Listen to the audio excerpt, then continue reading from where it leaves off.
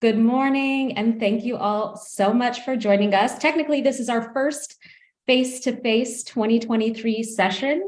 Yesterday was our kickoff panel, but now we are getting into our sessions, and we're so grateful that you all have joined us. This is Reimagining Cultural Workforce Development. My name is Kinsey Keck. I use she, her pronouns. I am a white woman with brown hair. It's pulled back today in a ponytail, but I do have long bangs sort of framing my face. I'm wearing a navy blue collared shirt, and my background is blurred, but I'm sitting in my kitchen. I am also the programming and membership manager for the New York City Arts and Education Roundtable. I invite you all while you're here to introduce yourselves in the chat. The Roundtable, as many of you may know, is a grassroots service organization that works to improve and advance the state of arts education through professional development workshops, advocacy, and online resources that connect our arts education field. Although we are currently meeting via an online platform, the Roundtable would like to acknowledge that we work and live on unceded lands. Mannahatta, or the place that is widely known as New York City, exists on the contemporary and ancestral homelands of the Canarsie, Munsee Lenape, and Wappinger people. These sovereign nations and communities are still thriving here, and we continue to occupy their lands. So we would like to give a moment of respect to them, as well as to the Black and immigrant communities which have helped build the city that we know today. As we recognize that all of our pasts, presents, and futures are intertwined, we would like to uplift a handful of contemporary Indigenous arts organizations that we can all support and learn from. So I'm just going to be sharing those links in the chat for you to check out on your own. Please do take a look, educate yourselves on these or other organizations that are operating in the area that you're residing in, and learn more from them, support them with donations if you can. And please, I also invite you to share any organizations or resources that you would like to share in the chat. Thank you.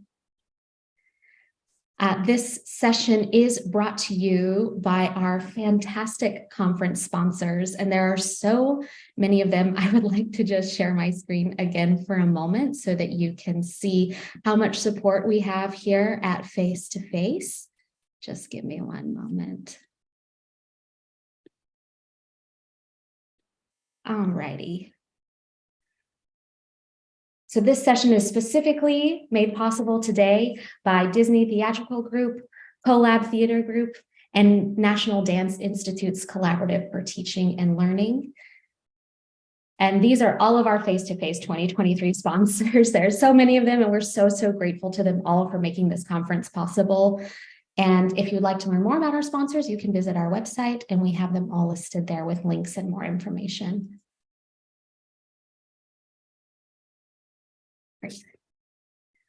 Just a couple more reminders and then we'll get going. If you're having trouble with Zoom, you can send me, Kinsey, a private message. Kim Olson, our executive director, is also on the call. You can also reach out to her for help. We are in a Zoom meeting, so please remember to keep your mic setting on mute unless you're the person speaking so that we can hear everyone clearly. We do encourage you to use the chat to ask questions and connect with other people on the call. As you can see, this meeting includes live ASL interpretation, as well as automatic closed captioning via Zoom. If you want to activate the captions, just look at your toolbar. There should be a button that says Show Captions. That may also live under the More button on your toolbar with the 3 dots. You can find it there and click Show Captions. I also want to note that we will be going into breakout rooms for a large part of this session. So if you would like to be in a breakout room with live ASL interpretation, please send me or Kim a direct message so that we can arrange that when we go into rooms. And lastly, I want to share that this session is being recorded and will be made available to all registrants within probably about a week. And I think that is it for me. It's my pleasure to turn it over now to your facilitators for today's session. Please join me in welcoming Aliza Greenberg, project leader of the Supporting Transitions program at Museum, Arts, and Culture Access Consortium, or MAC, as well as Arielle, project manager at Supporting supporting transitions with MAC as well. Arielle and Aliza, welcome. Thank you for being here. Hi, this is Aliza Greenberg. I use she or they pronouns. I'll do a visual description of myself for anyone who may not be able to see the screen today. I am a white person wearing my brown curly hair tied back in a ponytail with red glasses on. I'm wearing a green plaid shirt. And I am sitting in an office at a school with a table and some closets and books behind me. And I'll pass it over to Arielle to do her visual description. Hello there. Good morning, everyone. Happy to be sharing Zoom space with you this morning. My name is Arielle Lever.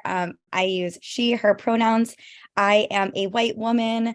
I have dark brown curly hair that is long and wet. It is like just down past my shoulders. I have bright blue eyes and I'm wearing pink plastic frame glasses today. I have a gold hoop nose ring and I'm wearing navy blue headphones that cover my ears. I'm wearing a black short sleeve shirt today and my background is blurred. This is Aliza speaking. We have some other presenters joining us today, and who are gonna be presenting in our breakout rooms. So I'm gonna ask them to come on camera and introduce themselves. Oscar, would you like to start with your introduction? I'm gonna ask you to unmute. My name is Oscar Segal. I was born and raised on the Upper West Side, grew up in Washington Heights, and I live in the Bronx in my own apartment in a 3-bedroom, 2 bathrooms, 2 living rooms, and a kitchen. And I love interning at Brick because of the arts, the culture, and I'm looking forward to my 10 extra hours with Benno. And I also work at Shake Shack 16 hours a week as a paid greeter. Awesome. Thank you, Oscar. And Oscar is zooming in with a green, it looks like a green hat on and a coat with a wooden wall behind him. Miranda, would you like to go next? Yeah, absolutely. This is Miranda. My pronouns are she, her. I'm a consultant for a lot of things that the Museum Arts and Culture Access Consortium has done. I am disabled and neurodivergent. I'm autistic. I have an anxiety disorder. I have IBS. For a verbal description, it's the morning. I have long brown curly hair running down past my shoulders. I'm white skinned. I'm wearing glasses and black headphones, and I'm wearing a sweater that is brown and purple. And I'm currently sitting in my room, which has a lot of prominent colors of white and blue.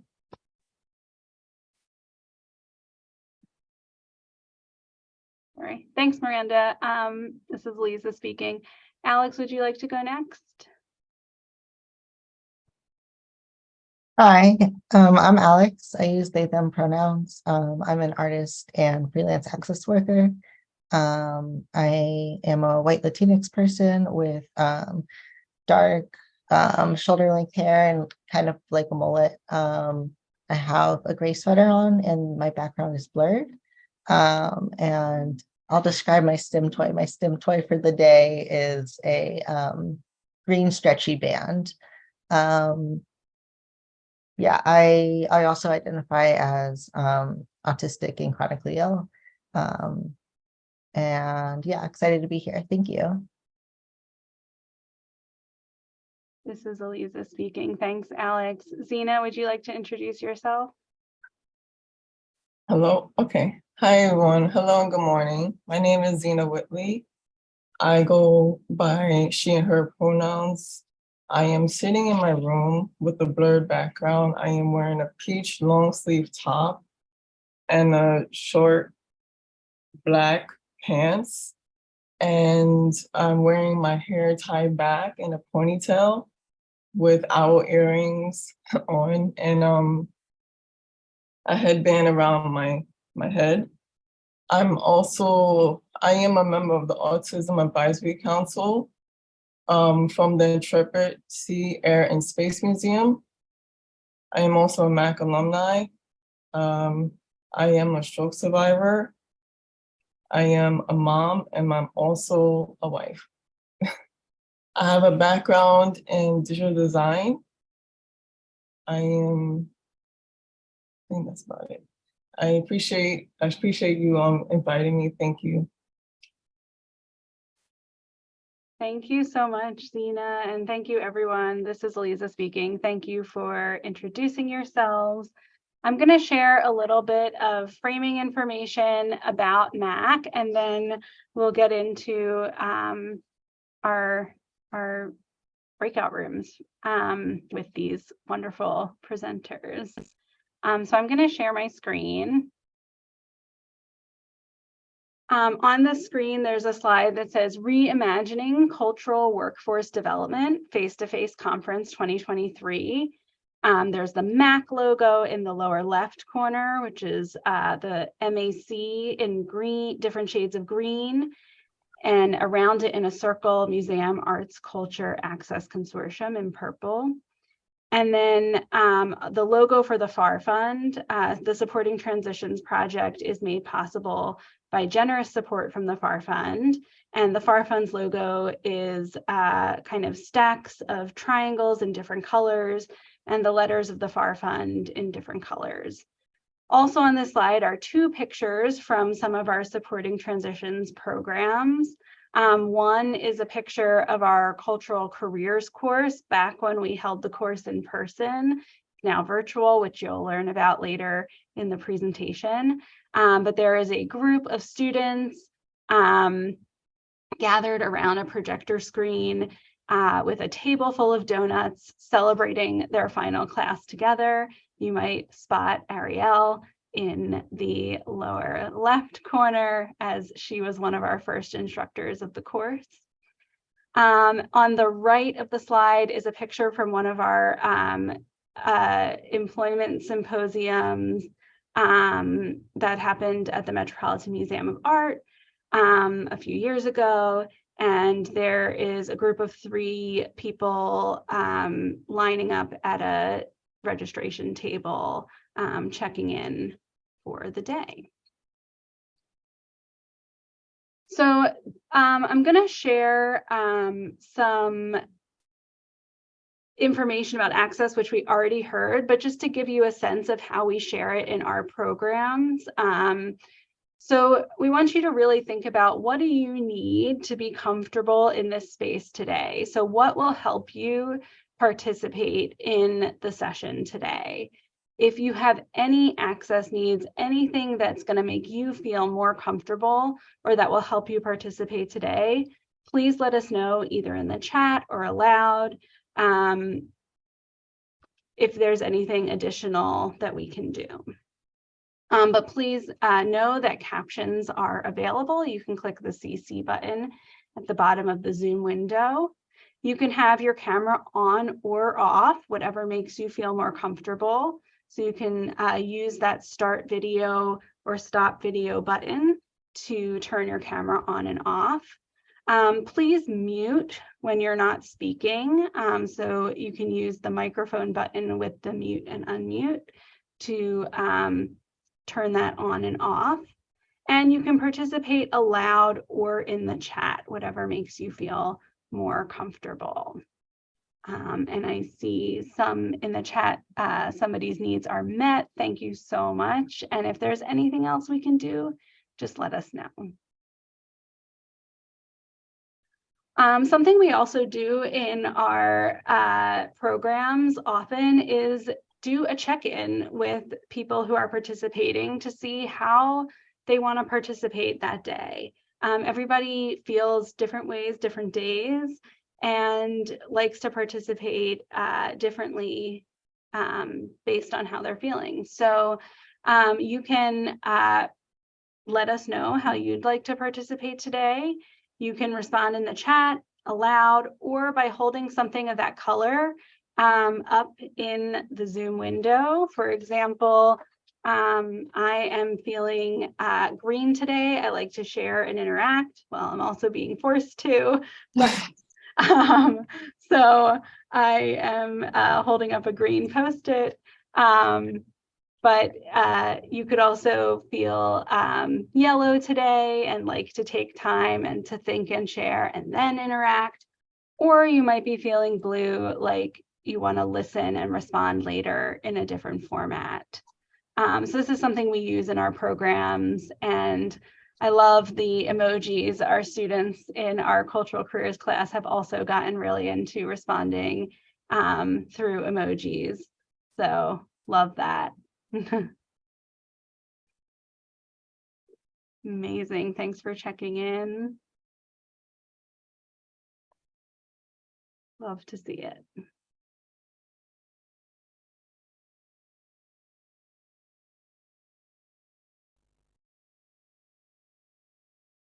Keep the check-ins coming, and I'm going to go through our agenda for today.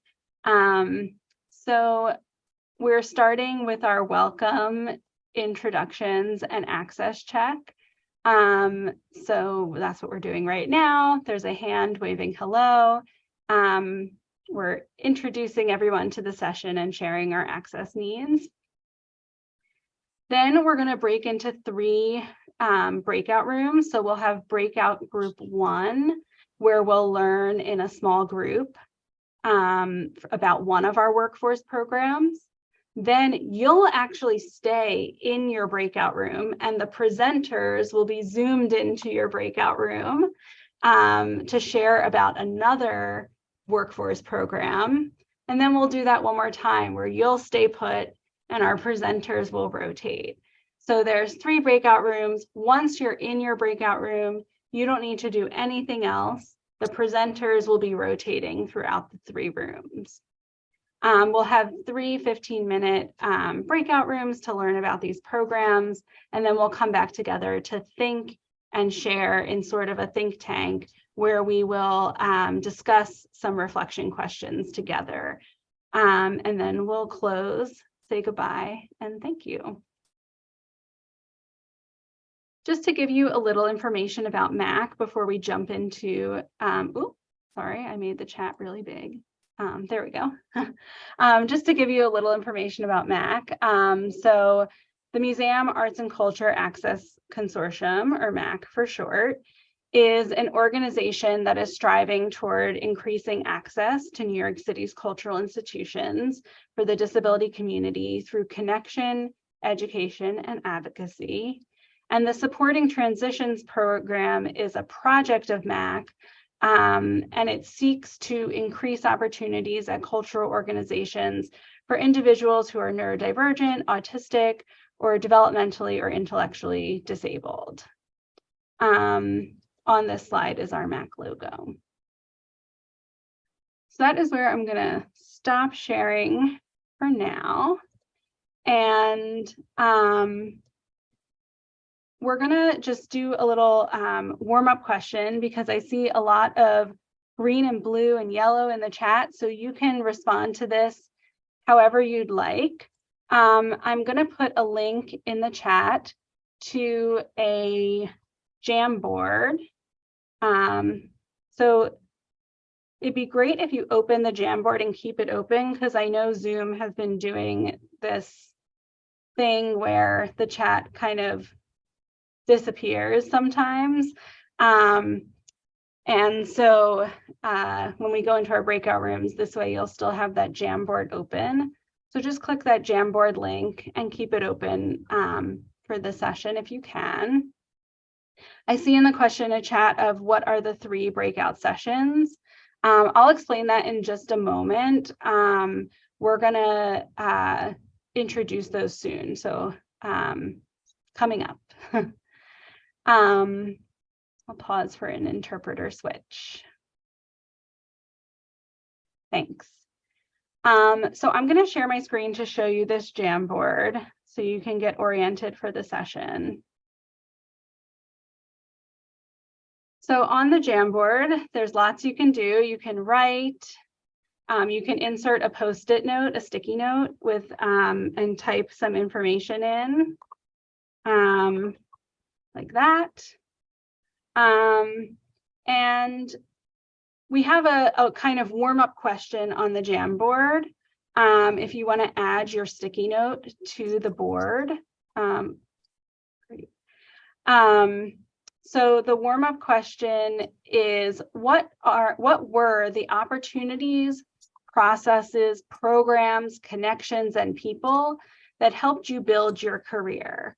So think of one thing that contributed to your career and getting to where you are today, and just put it on a Post-it note. So you can use this little Post-it sticky note option right here. Something that helped me get to where I am today is I did a lot of internship programs. So I'm gonna write internship on the sticky note, save it, and add it to the board.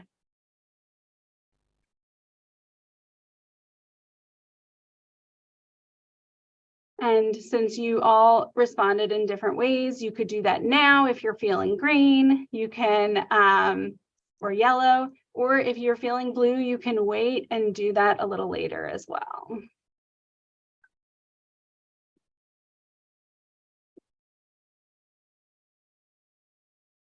As we do that, one thing I also want to point out on the Jamboard is that at the top, there is some arrows going forward and backward next to some boxes. And if you click the side arrow to the next frame, there's a place for questions. So if you have questions throughout, you could either put them in the chat or you can add them to this Jamboard. We may not have time to get to all the questions in the breakout rooms. So this Jamboard is a great place to put your questions. However, if that's not accessible to you, you can put any information today in the chat, and we'll make sure to keep our eye on the chat. Similarly, if you aren't able to add your Post-it to the Jamboard, you can feel free to write it in the chat and we'll add it for you. So those are just to orient you to this Jamboard. Thank you so much for adding some of these, some of this information. What we're going to talk about today is that some of these pathways that you may have had access to, or that might be typical pathways for finding employment and building your career path, are not always accessible or available to people with disabilities. So in order to support inclusive employment, we had to look really closely at how disabled job seekers are learning about careers in the arts, are getting experience through internships and apprenticeships, and how they're finding careers that match their skills, interests, and preferences. So we began to kind of reimagine that workforce development to better meet the needs of job seekers. So today we're going to look at how we can further break down barriers in cultural workforce development and build new pathways to careers in the arts. So I'm gonna stop sharing my screen and we're gonna get ready for our breakout rooms. So as I said, we're gonna have 3 breakout rooms. The first breakout room is going to be, well, you'll all be in different breakout rooms, but there are 3 topics for the breakout rooms. And the order is going to be different depending on what breakout room you're going to be in. So there's going to be one on our cultural careers course. There's going to be one on our self-advocate core program. And there's going to be one on our apprenticeship program. And the presenters will, again, zoom into whatever room they are going into next, and you'll just stay put. Are there any questions about the breakout rooms?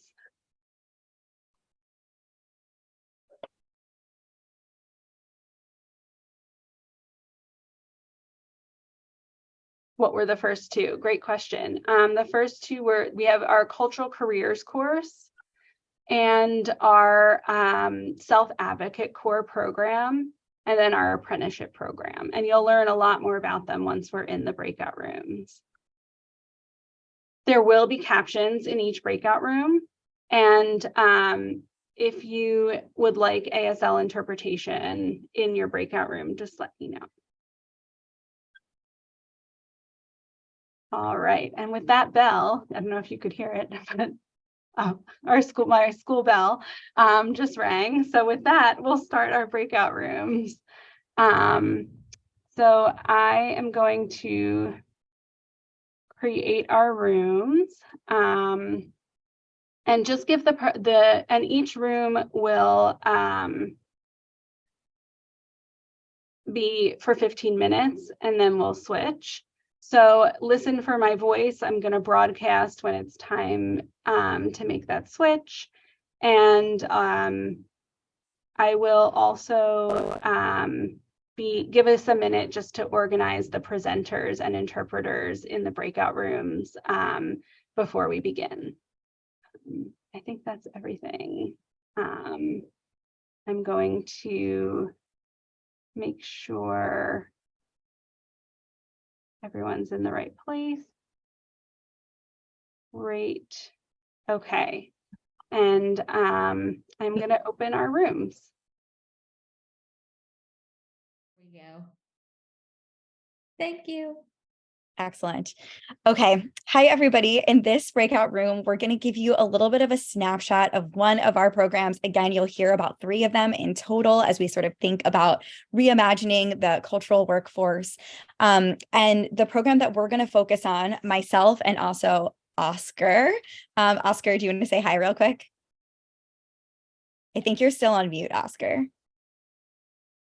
My name is Oscar C. I'm 28 years old. I was born and raised on the Upper West Side, grew up in Washington Heights, and I live in my own apartment, and I am an internet brick, and I work at Shake Shack 16 hours a week as a paid greeter.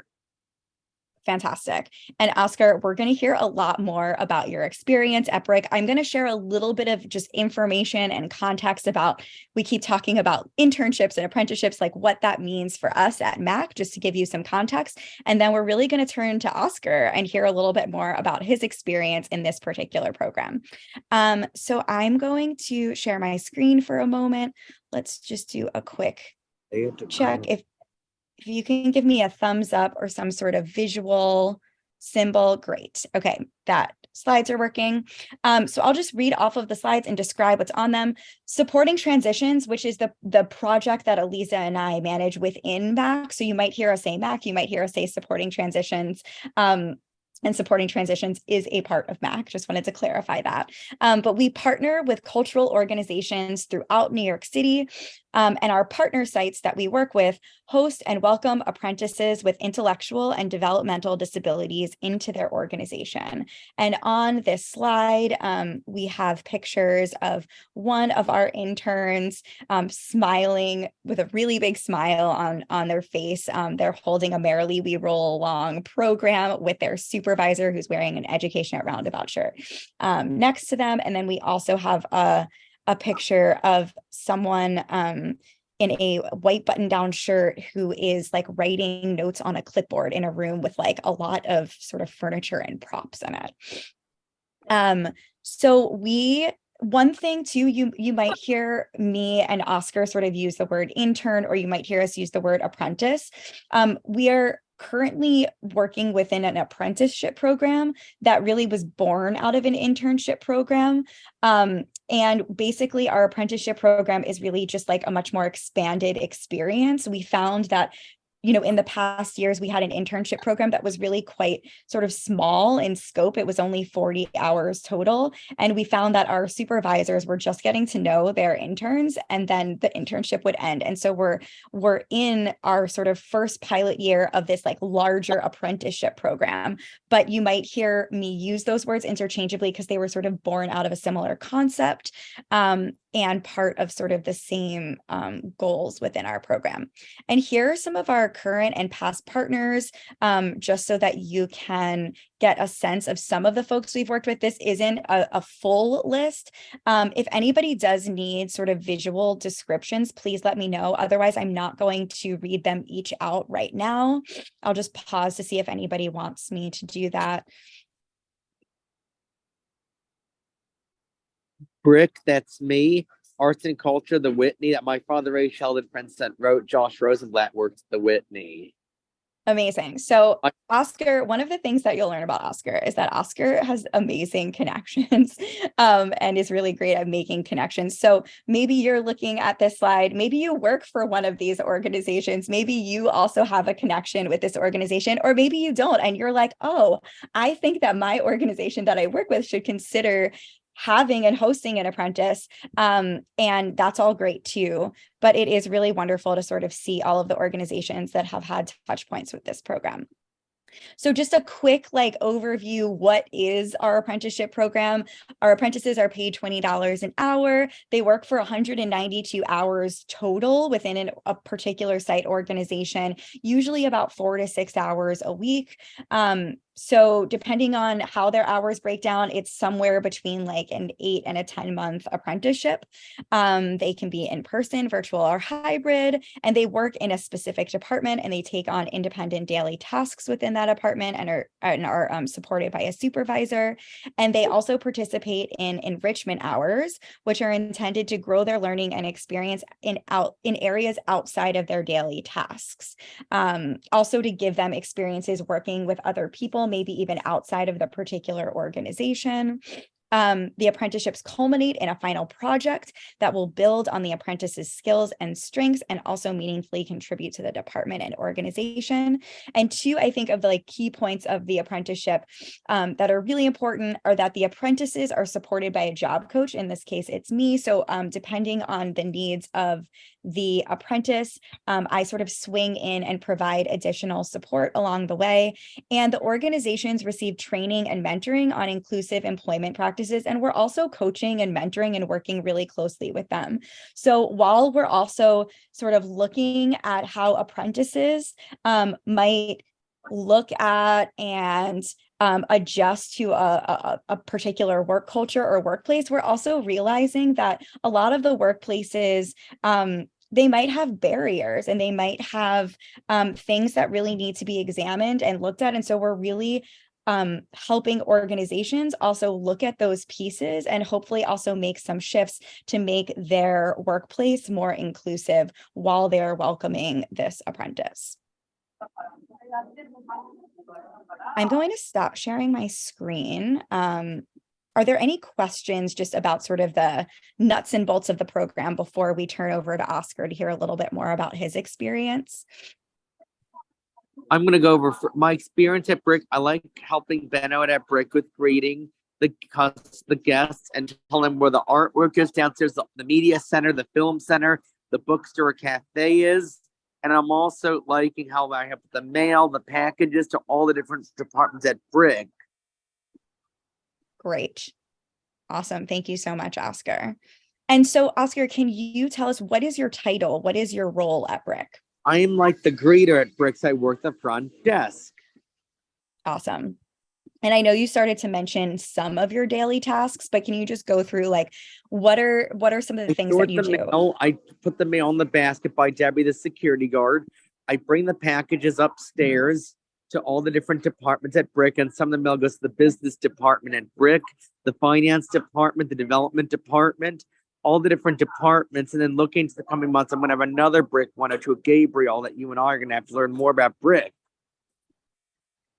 And this is Arielle speaking. Exactly. Yeah. And I think, Oscar, is sort of something that you're demonstrating right now that also plays into your role is that your attention to detail is so strong, and that you quickly just learn people's names. You really quickly learned where everything was located. And a lot of times people walk into Brick, and Brick has so many components to it, and you're very easily able to direct them where to go because you have this really deep understanding of the organization that you learned so quickly. So something that we're also looking at is having varied roles across different apprenticeships that speak towards different folks' strengths. And also, so for example, if there's someone who like loves to socialize and who's really outgoing, like Oscar, or who has that really great attention to detail, then they're working in sort of like a greeter or a front-facing role, but also that there are also different opportunities for folks who might have different strengths and want to work on skills in different areas. Okay, so Oscar, I'm wondering like what a highlight or a favorite part of your apprenticeship has been so far. My favorite part of the apprenticeship when I got my 10 extra hours was on like April 28th when I worked at Kennedy School, but when you and Aliza and Benno and Gabriel, when I'm out Benno with that big group. Yes, so this is actually an interesting moment to like tie multiple of our breakout rooms together. You'll learn a little bit later about our cultural careers course, in which students are sort of learning about the cultural workforce in a class setting, and they're going on a field trip and they're going to Brick. And Oscar will greet them. So we're also sort of like looking at everything in kind of like an interconnected way and thinking about building sort of relationships across the programs. And so, yes, Oscar, I'm very excited for you to be able to greet them. I want to say Benno wants me to have to speak with them that day about my experience. That's what Benno told me. Yes. And Oscar, I know you've been mentioning Benno a lot. Can you share a little bit more about who Benno is and how you work with him? He's my boss. He's the director of operations at Brick. And Gabriel's the arts and culture person as well, who I'm going to also meet with again. Exactly.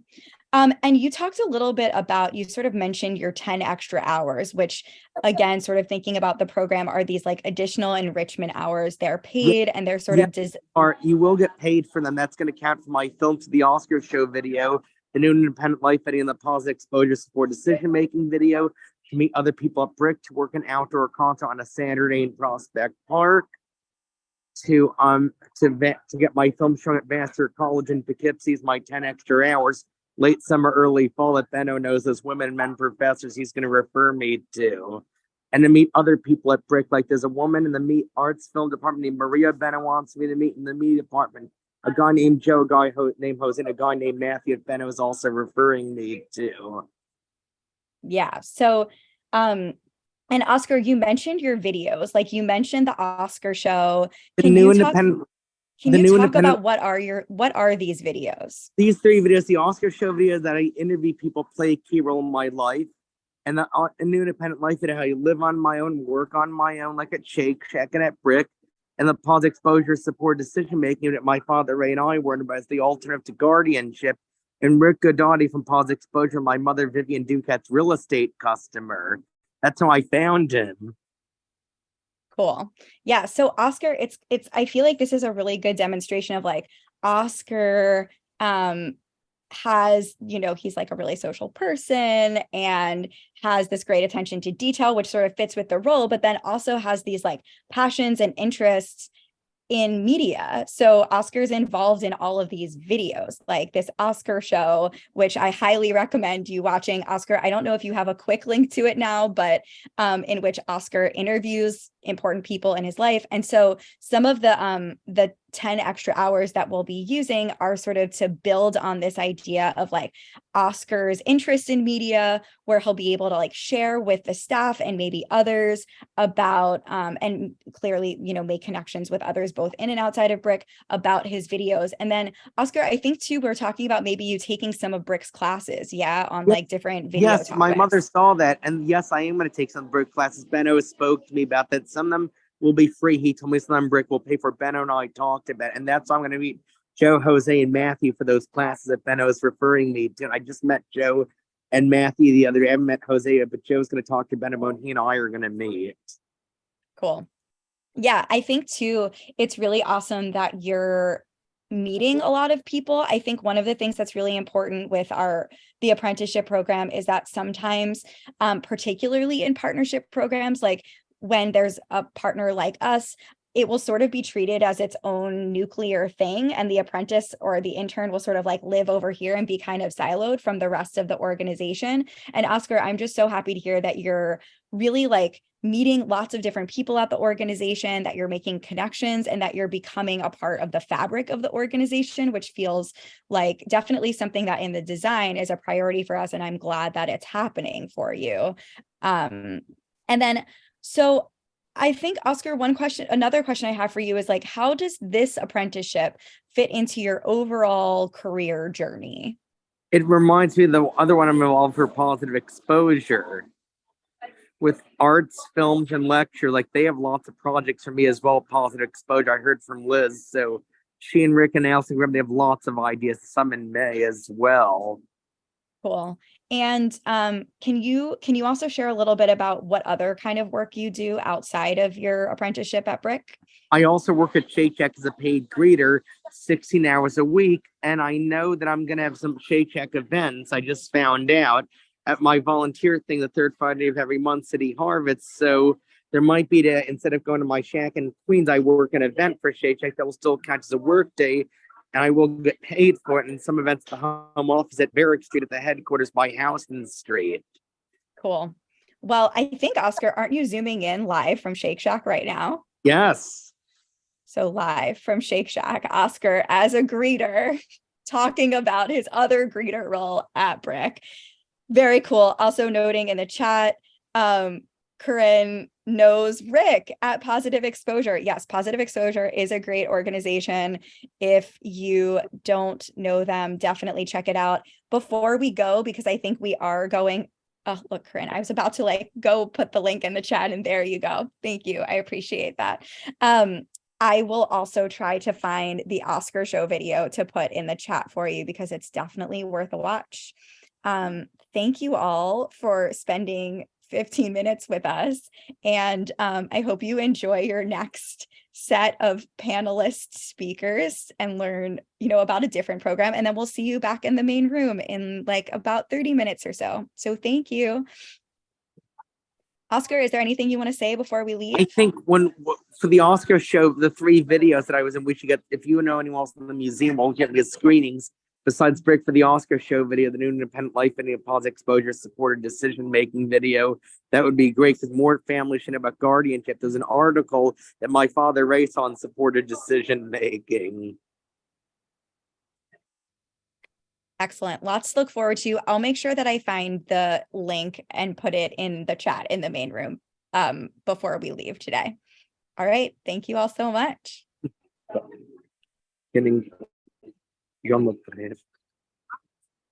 And Oscar, we'll go to a different room. I'll help move you into the other room. Okay. So I'll see you in a minute.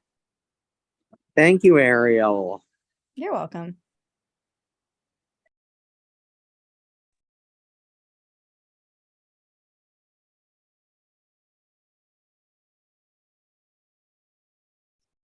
So if anyone needs the interpreter, we're switching. So pin Carlos.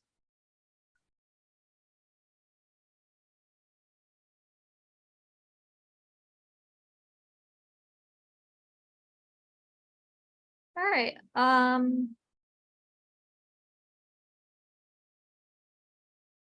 Hi, everyone. Thanks for being here. Hi, everyone. All right. So just checking if everyone is in their proper breakout room. Yep, I think so.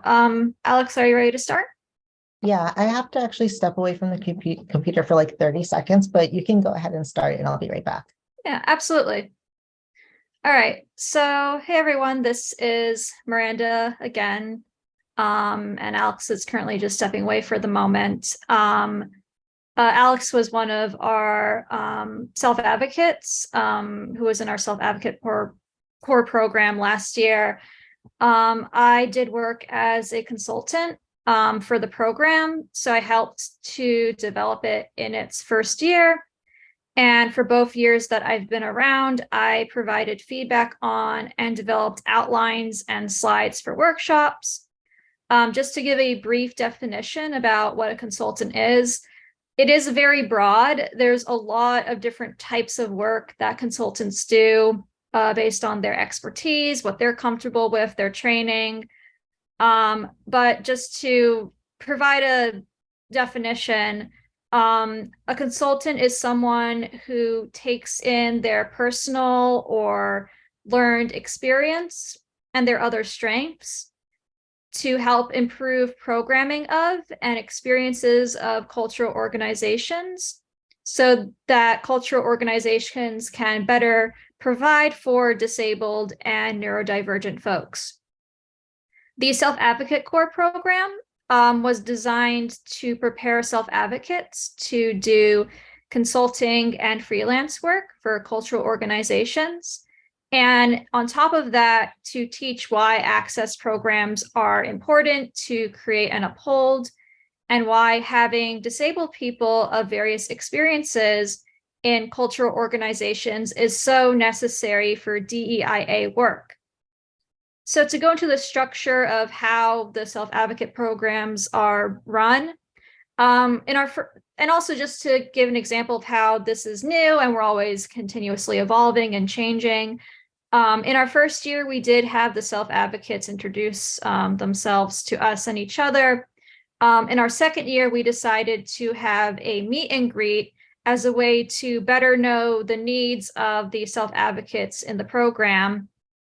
And then after that, we emailed out a survey, and based on what was discussed at the meet and greet about interests and needs, and based on the survey responses that we received, we then developed a curriculum that was very much tailored to the needs and the interests of the self-advocates. Because of that, and also different levels of experiences from the self-advocates who are in our first year and the self-advocates in our second year, the way that the classes turned out were very different from each other. So in our first year, there was more focus on the practicalities of consultant work, like different types of invoices.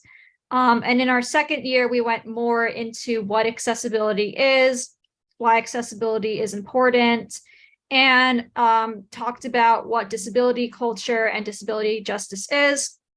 So I'm going to share one of the slides that we had when we were teaching the course.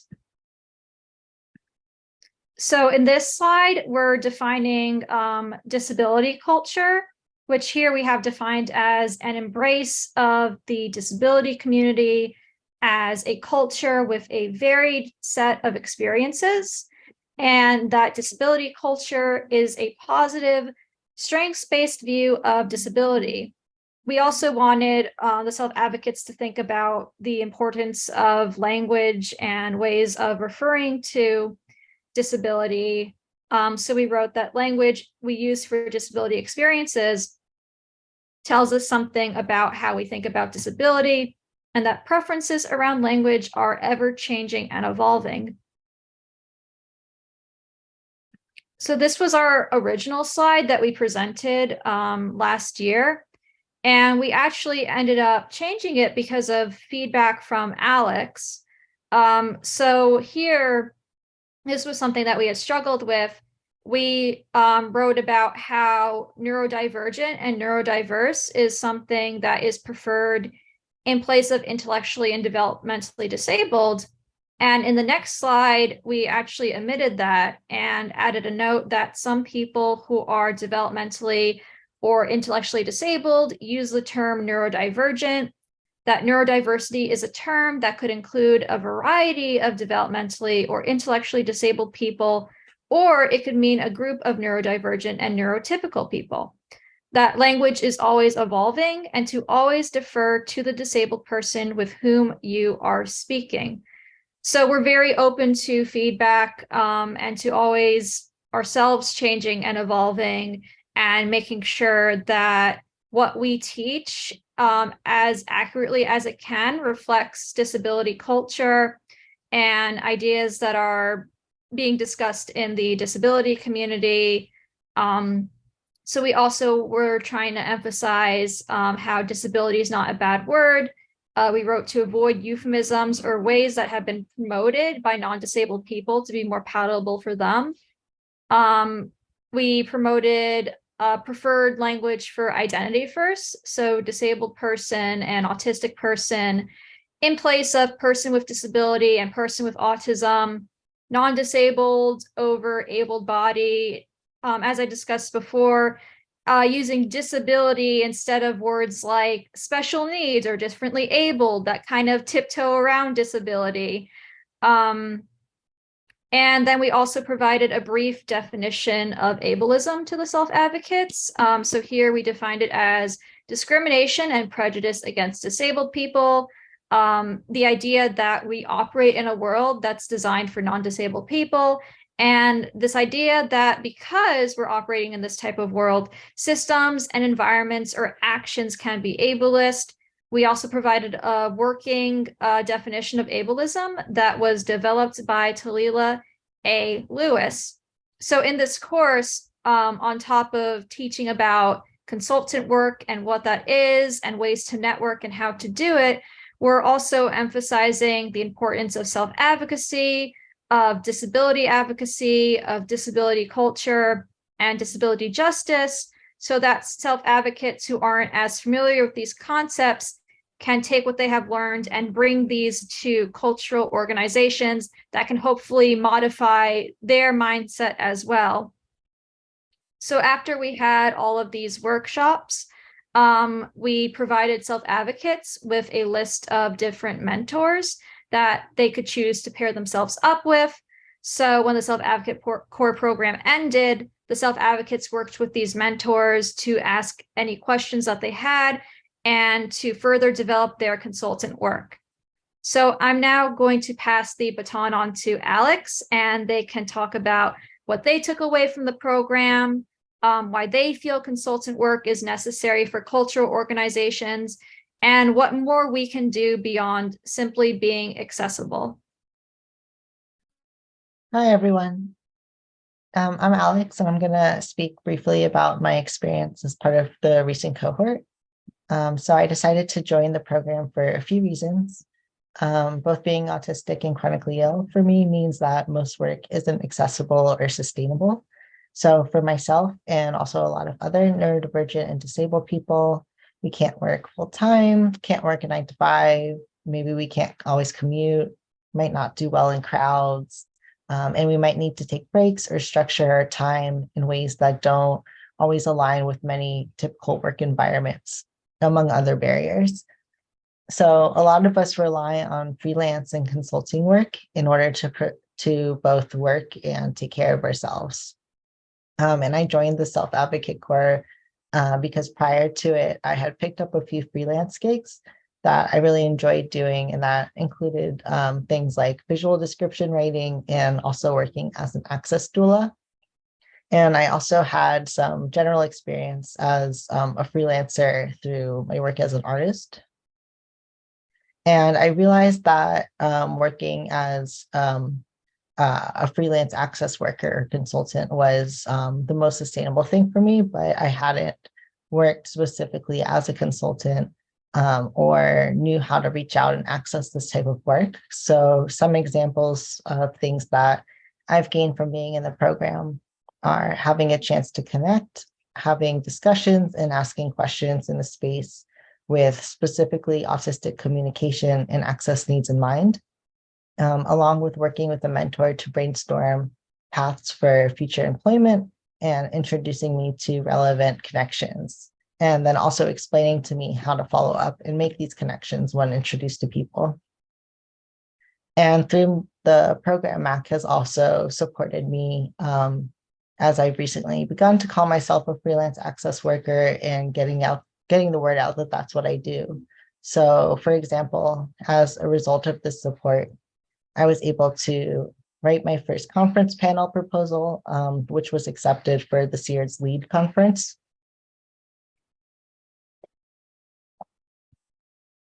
And the LEAD conference is on accessibility in arts and cultural institutions. And my panel title will be Creating Anti-Ableist Relationships between Administrators and Artists.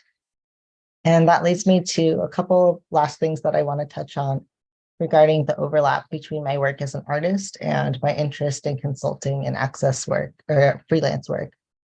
as well as the importance of programs like the Self-Advocate Corps. So for me as a disabled artist, I view my art practice as very much entangled in my roles as a freelance consultant and access worker. So access is much more than a protocol or an ADA checklist. And it's a material and it's an ongoing conversation. So rather than access being an afterthought, it's part of the materiality of the artwork or the experience. So as a disabled artist, I work with and among my community of disabled artists. So that often means working with organizations, galleries, or institutions to create safe and accessible spaces for us to do our work and to gather and be in community. And one of the many reasons that supporting disabled artists through training us for consultation work and hiring us is so important is that many disabled people end up not only excluded from traditional work structures, but we're also often put in positions where we have to do a lot of unpaid labor so that we can just access these spaces. So whether that's something like physical accessibility, adjustments to an ableist work culture, addressing a lack of interpretation, or any other access needs, it's often on disabled people to advocate for ourselves and walk others through creating access as consultants while also being unpaid. So it's essential that we're paying and hiring disabled people for our disabled insight, wisdom, and creativity that our work cultures and workplaces need to shift the ecology away from a framework of compliance and towards solidarity and disabled leadership. And now I'm going to pass it back to Miranda to expand on the importance of this program and also creating more opportunities for organizations to hire disabled consultants and freelance workers. Thank you. Yeah, thank you for sharing, Alex. Just to add on to that point about the necessity of programs like the Self-Advocate Corps, which hopefully more people will create programs like this in the future. Accessibility, I think, is the new woke mainstream, or it's new in the mainstream. And there aren't too many accessibility departments in cultural organizations. And when they are, they tend to be very small staffed and, you know, maybe not have a chance to actually have a disabled person who's leading the accessibility department. But even if there is a disabled person who's in the accessibility department, that's only going to be one disabled person. If you're someone who's neurodivergent, you might not understand the experience of someone who's physically disabled. If you're physically disabled, you might not understand the experience of someone who's neurodivergent. And maybe there's a case that you do have a physically disabled neurodivergent person, but there's many ways to live as a neurodivergent person, and there's many ways to live as a physically disabled person. So even then, that one person can't represent all those experiences. So it's important to have various consultants who can come into cultural organizations and represent those diversity of experiences. And with the help of various consultants, access programs can be developed a lot more effectively and a lot more equitably. And the Self-Advocate Corps program, as I was discussing before, we're also trying to grow and improve too. We want to focus even more on the individual needs of the self-advocates who come into the program or might need help when the program is finished. So, for example, providing more opportunities based on individual experience from people who are starting out to people who already know what there is to know, but really want to break into the cultural field, which, as Alex discussed, is very inaccessible by nature. To customize programs and resources for individual self-advocates, maybe if a self-advocate wants more mentorship, maybe if they want templates and examples of how to do consultant work in a specific way. And we're also hoping to put a consultant toolkit on our MAC website so that instead of there only being a few people who can learn how to be a consultant through a series of closed-off lectures, anyone can start and grow in this important field. So there's only 1 minute left, which I'm not sure is enough time for comments and questions, but we encourage you all to share your thoughts and share your questions when we're all gathered together in the breakout room, so that hopefully we can address any thoughts that you have percolating after this talk. And we thank you for coming here, being here, letting us speak, and hope that you enjoy the next breakout room that you're going to be in.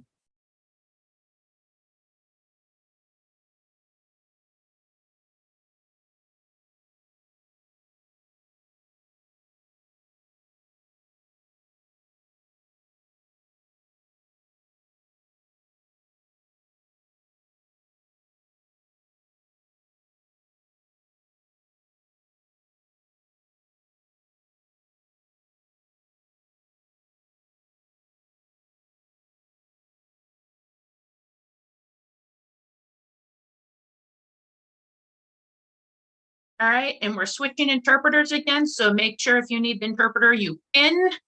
Back to me.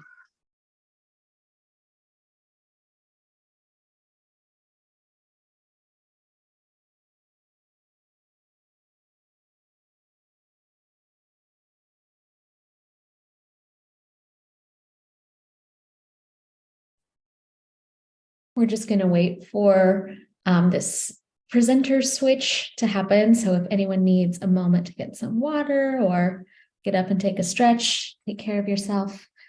And our presenters will switch momentarily. So stay in this space. And we'll get started with our last breakout shortly.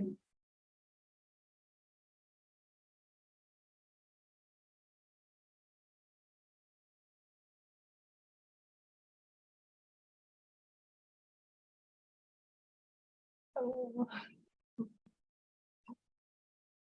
Hi, Zina. Hi, how are you? Well, thank you. That's good.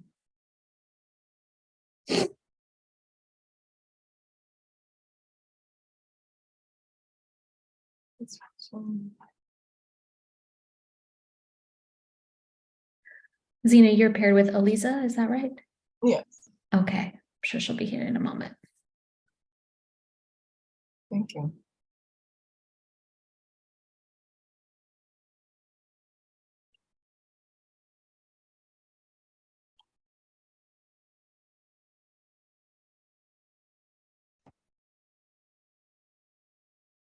I think we made it. I think we made it to our final room.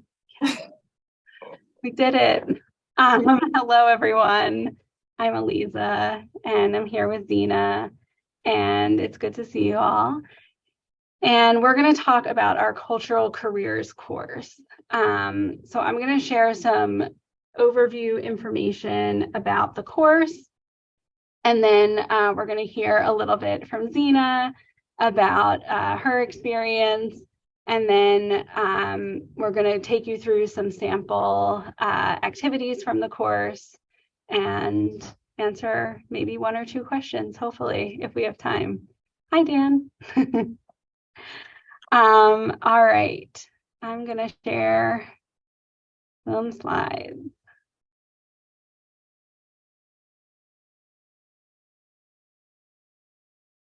All right, so on this slide is the same picture that we showed in the beginning of the introduction of our session from our cultural careers course, our students around the projector screen. For the past 4 years, our class has been on Zoom. This is our, fourth time on Zoom, I think. Time is getting weird in the pandemic, and I'm not sure, but I think it's our fourth time on Zoom. And this year we're actually offering the course twice. Once on Tuesdays with students from District 75 in partnership with the Transitions Office. And then once on Fridays with the City University of New York in partnership with their Disability Programs Office. So we have two excellent groups of students this year, and 4 fabulous instructors, one of which is Miranda, who you met. And each class has 2 instructors, so it's co-taught.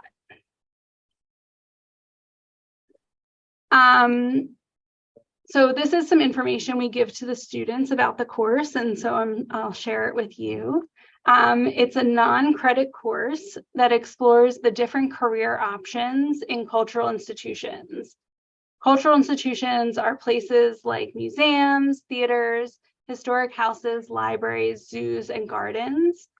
They're institutions that are open to the public with the purpose of sharing culture. And so that's something actually that has been important for us to spend our first class talking about, is what is a cultural organization? Because we talk about cultural careers, and a lot of our students don't have a lot of exposure to what a cultural institution actually is. And then throughout the course, students explore different careers in the cultural field and discuss which careers best match their interests and work styles. The course takes place on Zoom with in-person field trips. Well, we're back to in-person field trips this year, which is exciting. And there's a little cartoon picture of a Zoom screen in the corner. A sample class includes a review of information from the past week, and we're going to do an example of that review soon. We learn about a department each week. So each week is a different department: education, finance and fundraising, marketing and communications, visitor services, all different departments throughout the cultural organization. And then we explore whether that department aligns with the students' skills and interests. We meet a guest speaker. So each class has a guest speaker from that department who's working in a cultural institution and can share about their experience. And then we have an interactive activity, which we'll also sample today.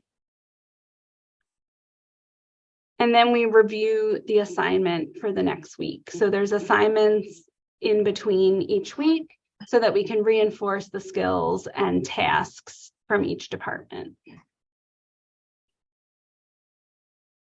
Oh, I'm sorry. There's a picture of the Queen's Museum with a bright blue sky and fluffy clouds, and it's a white building with the Queen's Museum written on the top.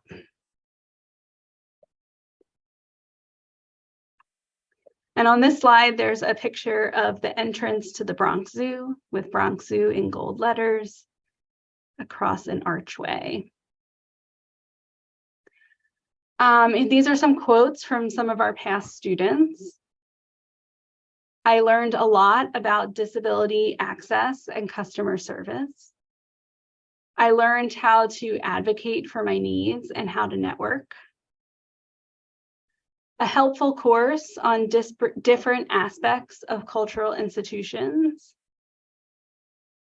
I liked that we get to have group discussion and learn from each other. Tranquil, ecstatic, accepting. The meetings are calming and very active. It was informative yet engaging with lots of support and feedback. So each of our classes includes a lot of different elements to make sure that students have that support. We do an access check like we modeled at the beginning of this session. We invite students to participate in ways that are comfortable for them, like we did at the beginning of the session. We offer any additional accommodations that are requested. We have a visual agenda for each session. We have lots of visual presentations and slideshows to show examples. We do interactive activities, which we'll sample with you. We have individual, small, and large group work. We have assignments between sessions, and we're going on the field trip. Because the course is virtual on Zoom, and it's very important for us as MAC, as an accessibility option, to offer to always offer virtual options, we have the option to participate in either an in-person field trip or a virtual field trip. And there's a picture in the corner of a cartoon instructor talking to a class. So this is an example of the review that we do each week after we've learned about a department. The next week we come back and review some of the things that we learned, and we do it through a Jeopardy game. So there's a GIF of the Jeopardy logo swooping into the screen. And Zina is going to lead us in an example of our Jeopardy review game. Hello, everyone. So there's 3 options. This is the visitor and ticket services, accessibility, and education. You can choose from 100 to 400 in each section. Please choose your response in the chat.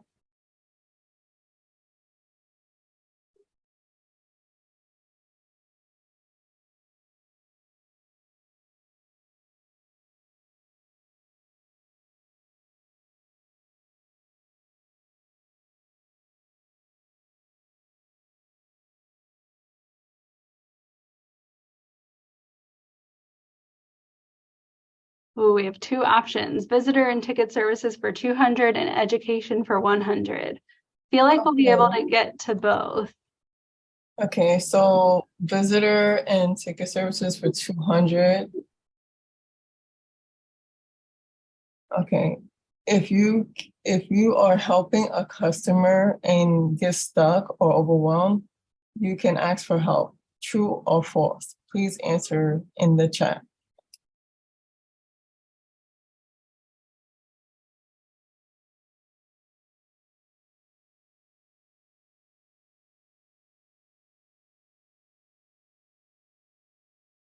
I see true. Okay. Awesome. Lots of true, and I love those who answered in Jeopardy format. Yeah, we want to make sure we're reinforcing for our students that asking for help is okay, and it's part of work that you ask for help and get support. So yeah, this is all done through Google Slides and links to different slides. So the board links. So if we click the home button, we get back to the board, and we can do one more example. I know we had education for 100 as a request. So this is linked to a different slide in the presentation that is the education for 100 question.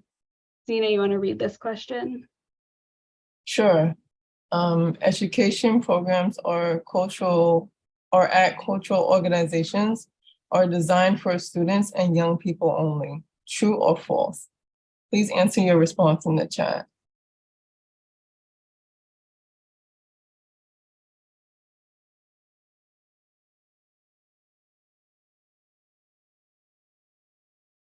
Nice, seeing a lot of false. False. Okay. Yeah, so we try to reinforce that, there are adult programs. Often people hear education and they think young people. So we also cover adult programs as well. I'm going to skip us ahead through, you get to see a little, all our questions. And we've had a great score of, I think, 300 today. Good job, everyone. And we're going to hear a little bit from Zina about her experience in the course. So Zina, why did you take this course? Okay, sure. The reason why I took this course was mainly because my lead advisor was telling me about the course, and I was already interested in cultural institutions. Plus, I had a background in the arts. I have a bachelor's in digital design. So I figured I want to learn more about certain career paths, and this would be the best option. Yeah, and what did you like about the course, and what did you learn? What I liked about the course is very informative. It also had ways where you could connect with your peers within that has the same interests and same background.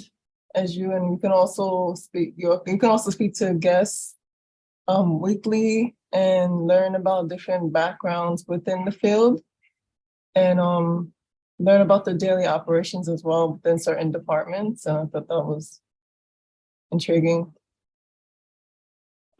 What do I want to do now after you've completed the course?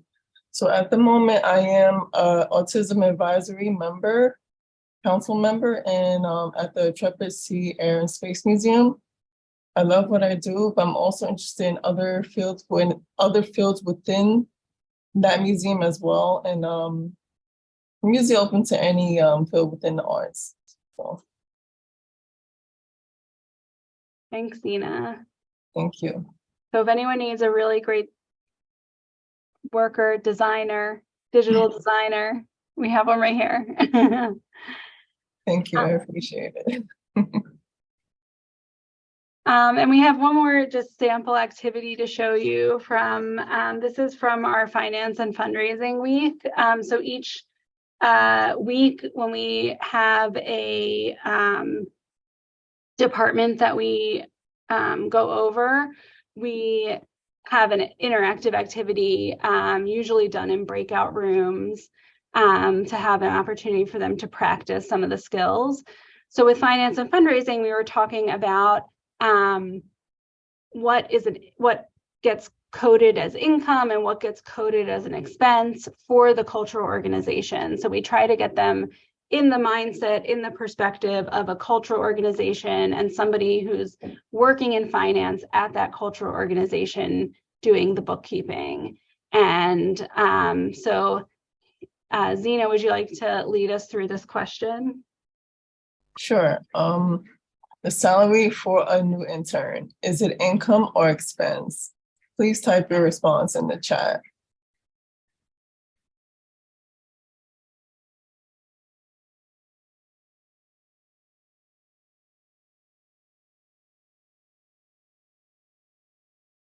We're really thinking from the perspective of the cultural institution. Okay, Awesome. you said expense. Okay. Both kind of. I agree. I was on the fence about that one too.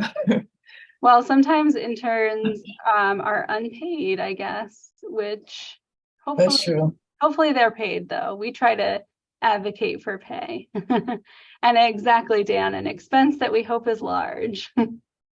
That is true. I completely forgot they're unpaid interns, like that they get paid for experience rather than. So yeah, I understand. I didn't think about that. And it's an income for the intern and an expense for the organization. So we have time for one more. Okay, a new grant from the city for sign language interpreters. Is it income or an expense? Please type your response in the chat. We got income.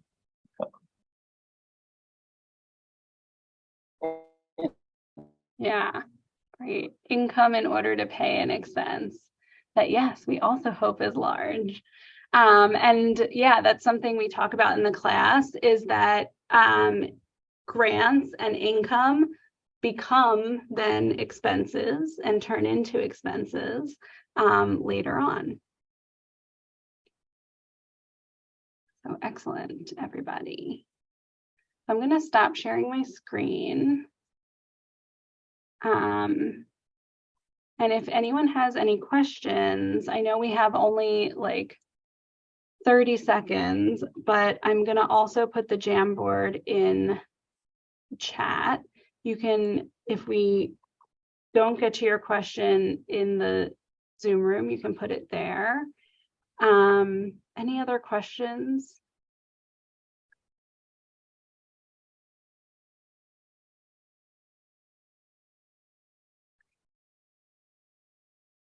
Well, feel free to put those questions on the Jamboard if you have them. We're gonna come back together in the full room to close out. So I'm gonna close our breakout rooms now, and we'll meet back in the main room.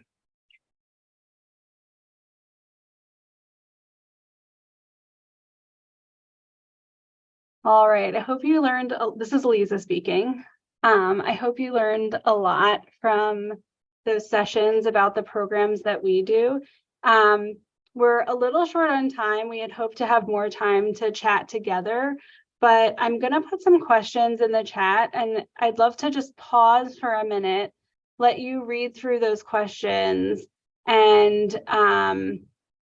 then, you know, if anything comes up, we'll hear from a few people. And then I'll give you one last prompt for our Jamboard before we close out. So some questions, and these are a lot of questions, so you can just pick one to answer today. We were ambitious with our, we really are excited to talk more about this. So you can always come to our MAC sessions and get on our MAC mailing list to talk more about these ideas. But we were very ambitious today with what we wanted to talk about. But so thinking about some of MAC's initiatives and experiences of those who shared, what might you want to examine about how workforce development works in your own organization? As a field, what can we do to shift workforce development in the arts to be more accessible to those with disabilities? What barriers do you see to changing workforce development? What opportunities do you see for the field to work together to become more inclusive? And what questions do you have about inclusive and accessible workforce development? So take just 1 minute to think about some of those questions. And depending on your response, this can either go in the questions slide or the last slide of the Jamboard. Anywhere on the Jamboard's really fine. We just want to capture it in some way.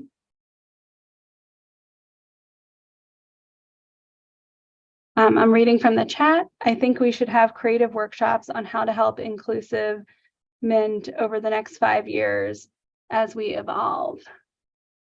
I think that's a great idea.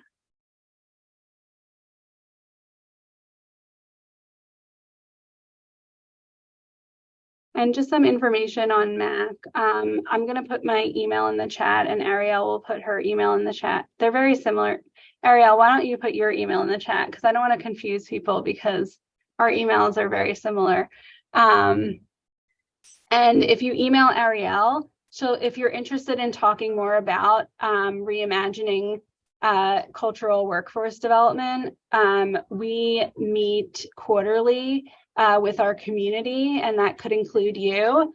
So you can email Arielle to get on our list, and we will make sure we get you information about any gatherings that we're having or programs that we're doing around this topic. And thank you, Arielle, also for putting those resources in the chat from your session. Are there any final questions before we close?